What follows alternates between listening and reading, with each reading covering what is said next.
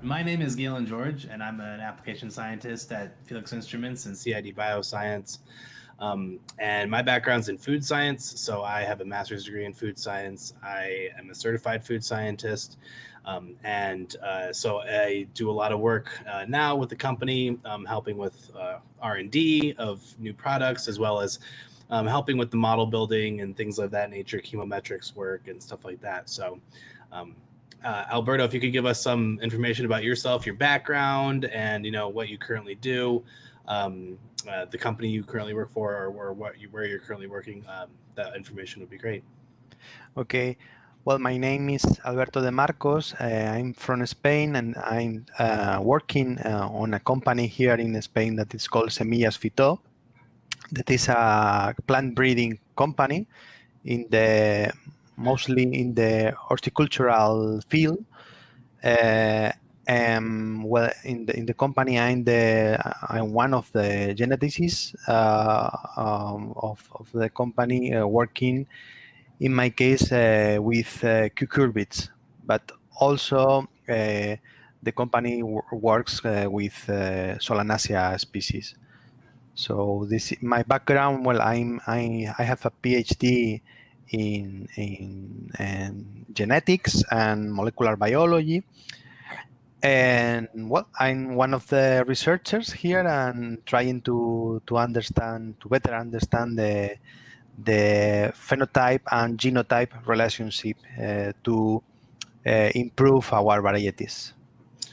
Okay, so tell me some more about the current work that you're doing right now. So I know that actually you and I have been in contact before when we were working on you were working on cherry tomato phenotyping with the device, the F750, I believe. Mm. And just tell me more about how the work that you've done to do that model building process, and then also work that you might be planning on in the future for that.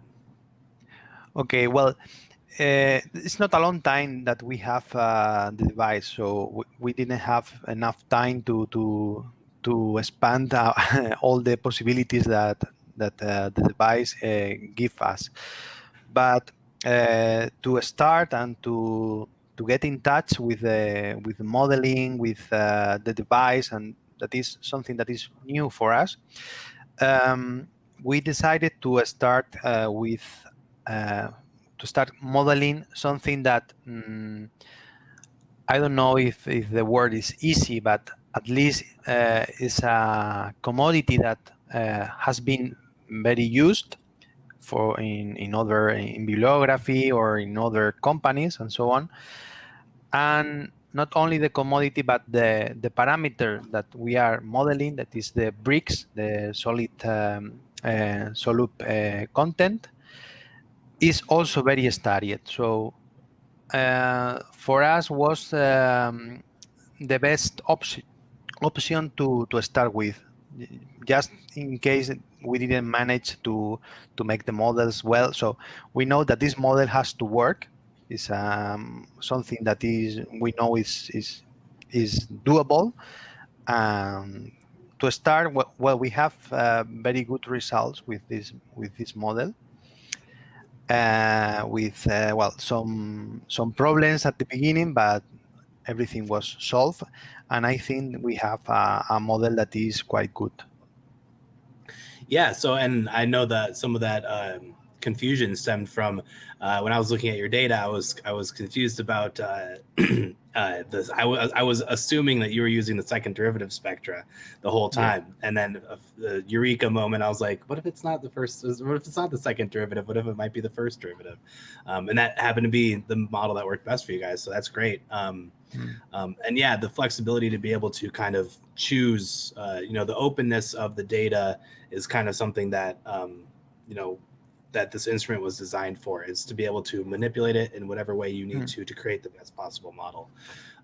But so what kind of plans do you have for the future with this device? Are you planning on looking at more solanaceous crops, or are you looking at something completely different, or Well, I think we have more plans than the time we have to do it.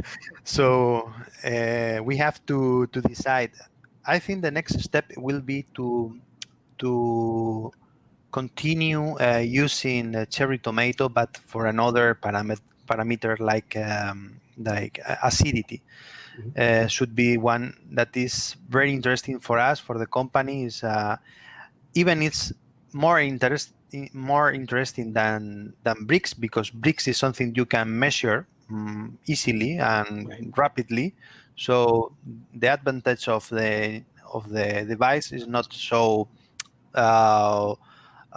big, you know. Right. But in terms of acidity is more difficult to measure. The analytical measure is more difficult or more time consuming. So here with this parameter, I think to create a model will be a big step for the company to improve the phenotyping. I think that that sentiment about titratable acidity is shared across everyone that knows how to run that experiment, because I used to work for a food analytical lab, and we would all of the analysts always fight over who has to do titratable acidity. It's such a time consuming, and it takes a lot of glassware, and it just takes a lot of time to actually get that to get those results. And so I think with titratable acidity especially, it's a very valuable the advantage, like you said, it's a lot more obvious at that stage. I know that also I was at I forget what the conference was. I think it might have been ASHS or something like that, but it might have been that conference that I saw somebody presenting on measuring anthocyanin in tomatoes as well. So that's also something that, if you were interested in, you could always, because the instrument goes to the visible and the near infrared, you have those options as well. Of cool. course. So what about you're a plant breeding company. What other so cherry tomatoes are your first endeavor. How big are like peppers? If you're looking at other solanaceae, is that another thing on the radar as far as a crop that you might be interested in? Or yes, we are interested. Well, the company works with 7 crops. We have 7 main crops. That is tomato, pepper, and eggplant in the case of Solanaceae. And in the case of cucurbits, we work with melon, watermelon, zucchini, and cucumber. So that's the 4 cucurbits that we work. So our plan is to expand to use the device in all our species, because in all species. So for instance, in melon, it will be very useful if we can measure the bricks. Even better if we can measure bricks without cutting the fruit. That I think that could be a challenge, because the peel is very strong. So I know you told me that in watermelon is not possible. You have to cut the watermelon. But in melon, we don't know. So at least we will try, and let's see. And the other commodities as well. We are interested maybe in dry matter or water content, or other parameters. Yes. So are you, and the intent of developing these models, are you just going to then use it as kind of a rapid phenotyping tool that you can then use alongside your genotyping in order to help you selectively breed these crops? Or is it is there another use that you plan on like implementing it into your systems? Well, it's the main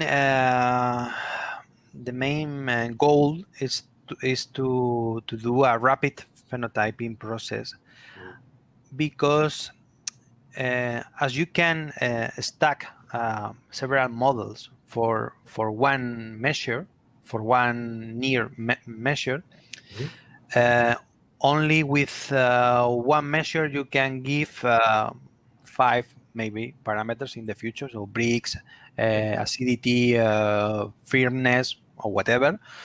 And this is our main goal, to speed up, to make it faster, all the phenotyping process, when we will be able to stack several models. Mhm. In the meantime, also it's useful, because, well, in the case of acidity, mm, faster to do it with NIR than do it in the analytical way. So this is the main goal, to the rapid phenotyping. Um, for breeding, this is very useful, because you can select plants uh, m- more accurate as well, because if this data is very accurate, you can select not only for the maybe the taste, but for a data, real data. So, well, this is what we see that can be good for the company. Yeah. Do you guys currently, for the testing that you do right now, not with the device, is that all in-house, or do you outsource that testing to a third-party lab? No, it's in-house. In-house? Okay. Everything is in-house. Yeah. So also, I guess it would free up time for your employees, right? I mean, you would have less lab manual work. Of course, always probably good to still double check results and stuff like that.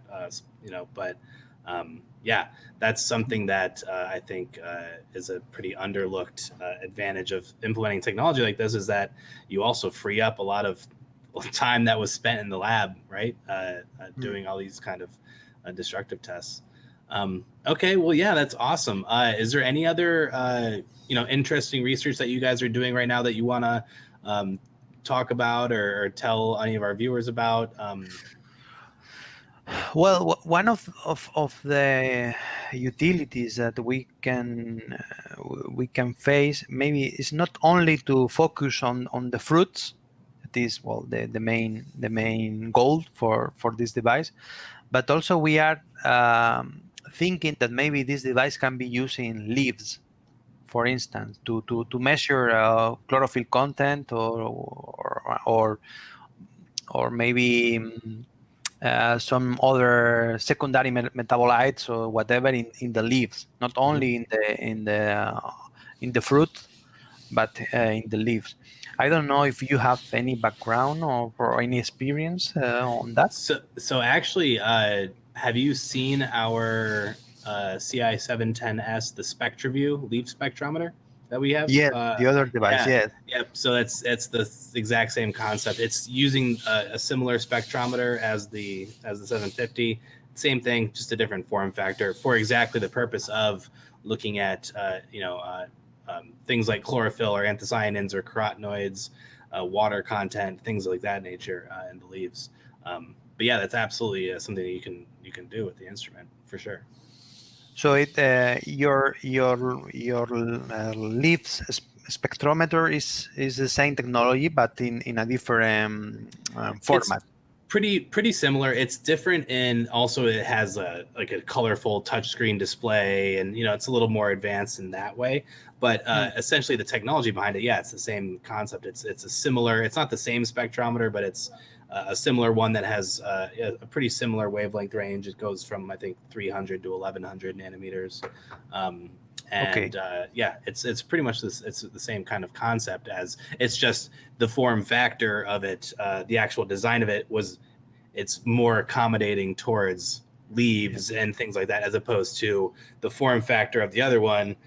This is more intended for For a a fruit, fruit, yeah. or to down there. So, but yeah, that's totally. I mean, that and incorporating not just the fruit health, but also the plant health and the plant physiology parameters would be very interesting data for sure, and especially for your guys' applications. I'm sure that's very useful data, right? Yes, absolutely. Because well, the breeder is not only selecting the fruits, but the plants. Right. It's something you have to select. So, for instance, we know that sometimes the breeder is selecting some kind of leaf color. Well, for the color, you can use a colorimeter. That you Right. don't need the near spectra, but maybe for chlorophyll or Mhm. some metabolite, you need Yeah. more details here. People oftentimes use it. I know that potassium, phosphorus, nitrogen are that's a very common use of the near infrared spectrometers in the leaves, at least to look at those micronutrient levels, as well as other other micronutrients that are present in the leaves as well.